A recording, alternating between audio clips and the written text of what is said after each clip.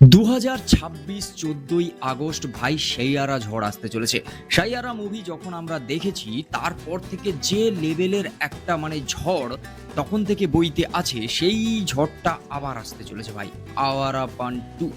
হ্যাঁ, ইমরান হাসমির সেই ঝড়, ইমরান হাসমির সেই এরা, সেই যুগ ফিরতে চলেছে। তার কারণ 14ই আগস্ট একেবারে পুরো স্বাধীনতার সেই মরশুমে অনেক বড় বড় ফিল্ম আছে, কিন্তু সেই সময় টক্কর হবেও সেই সময়। যাই হোক, সেটা পরের কথা। কিন্তু যে জিনিসটা নিয়ে কথা বলবো সেটা হচ্ছে এই সিনেমার টিজারটায় আমি কি দেখলাম। হ্যাঁ, যারা যারা ইমরান হাসমির যুগটা জানো না, বা ইমরান হাসমির যে সময়ে মানুষ ইমরান হাসমিকে চিনেছে, যে সময়ের ইমরান হাসমিকে দেখে একটা ডায়লগ দেওয়া হয়েছিল যে আখ্যা বলিউড একদিকে, ইমরান হাসমি আরেকদিকে।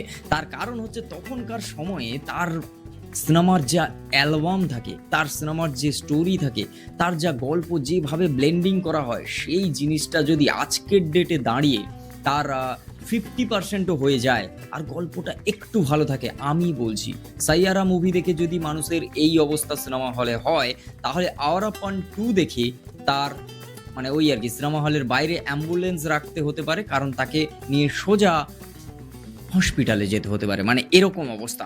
তার কারণ আমি এই টিজারে কি দেখা গেল সেটা বলছি। এই টিজারটা অনেকটা আওয়ারা পান মুভিকে মাথায় রেখেই করা হয়েছে, যেহেতু সিকুয়েল। এবার সেরকম ডার্ক শেডের একটা ভিএফএক্স রাখা হয়েছে বা কালার গ্রেডিং রাখা হয়েছে। আর যেহেতু অনেকদিন আগের ফিল্ম সেটা, তো সেই কারণে আজকের ডেটে দাঁড়িয়ে আজকের ডেটের সামঞ্জস্য রেখে লার্জার দ্যান লাইফ যে বিষয়টা, সেটাকে মাথায় রেখে সব কিছু যে করা হয়েছে সেটা বেশ ভালোভাবে বোঝা যাচ্ছে। নিতিন কাক্করের সিনেমা। হ্যাঁ, এই সিনেমায় যা বলো না কেন, মোহিত সুরি একদম কি বলা যায়, মোহিত সুরি এই জোনে পুরো একদম এইসব হিট ফিট দিয়ে একদম গুলে খেয়ে নিয়েছে, ঠিক আছে। তাই মোহিত সুরিকে তো একটা মিস করবে মানুষ, ঠিক আছে। কিন্তু ঠিক আছে, ডিরেক্টর বদলে গেছে বলেই যে টিজারে কিন্তু এখনো পর্যন্ত সেইভাবে এমন কিছু লাগেনি যে সিনেমাটা ঠিক জমলো না, বিষয়টা তা কিন্তু হয়নি। তৌফিরাও যে গানটা আসছে বা মিউজিক অ্যালবামটা যেভাবে তৈরি করছে, মিঠুন এর সঙ্গে যুক্ত রয়েছে মিউজিক অ্যালবামে। আর সব থেকে বড় বিষয় ভাই, কি লাগছে ভাই, কি লাগছে ইমরান হাসমিকে। আগের থেকে সে মাস্কিউলার একটা বডি, আর তার সঙ্গে ওই বড় চুলটা। আর তারপর আমরা ইয়েতে দেখেছিলাম, আওয়ারা পানে দেখেছিলাম যে লাস্ট পর্যন্ত সে মরেনি, তার চিকিৎসা চলছে কোথাও। আর সেই জিনিসটাকে কন্টিনিউ করে গল্পটাকে আশা করি নিয়ে আসা হচ্ছে। এখানে একটা পার্টিকুলার ডায়লগ আছে যে মৃত্যু আমাকে অ্যাকসেপ্ট করেনি, এই যে বিষয়টা, উফ কি ডায়লগ ভাই। এই যে আমি বললাম না, পুরো ফিল্মটা যদি ব্লেন্ডিংটা পুরো যদি 50% হয়ে যায় আর গল্প যদি একটু কাজ করে যায়, আমি বলছি এই বান্দার উপরে বিশ্বাস আছে বস। আমি তো এক্সাইটেড আওয়ারা পান 2 অ্যালবাম নিয়ে, যে এখানে যে কয়েকটা গান হবে, সে কয়েকটা গান কিরকম হবে, কতটা অ্যাট্রাকটিভ হবে, কতটা তোমার একেবারে পুরো একদম কলিজার ভিতরে গিয়ে মারবে ভাই।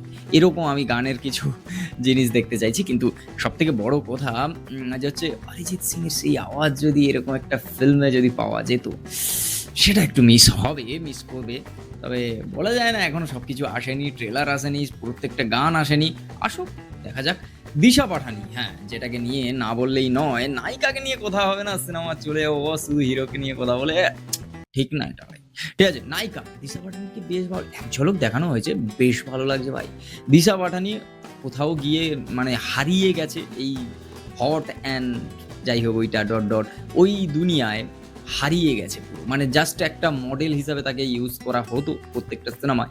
এবার দেখায় সেই ইনোসেন্ট বিষয়টা, আর সেই গুড লুকিং যে বিষয়টা, যেটা আমরা সেই MS ধোনি বায়োপিকটাই দেখেছিলাম সুশান্ত সিং রাজপুতের সঙ্গে।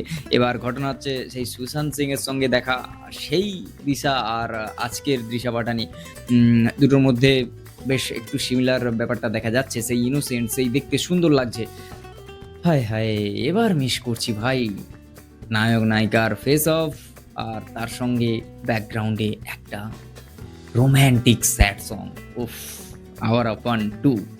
দেখা যাক এই সিনেমাটা কেমন হয়। একেবারে স্বাধীনতা মরশুম এতে আসছে 14ই আগস্ট। দেখা যাক কি হয়, ট্রেলার কবে আসে।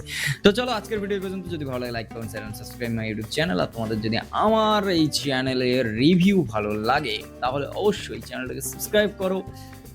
ফেসবুক থেকে দেখে তাহলে পেজটাকে ফলো করো। দেখা হচ্ছে পরের ভিডিও।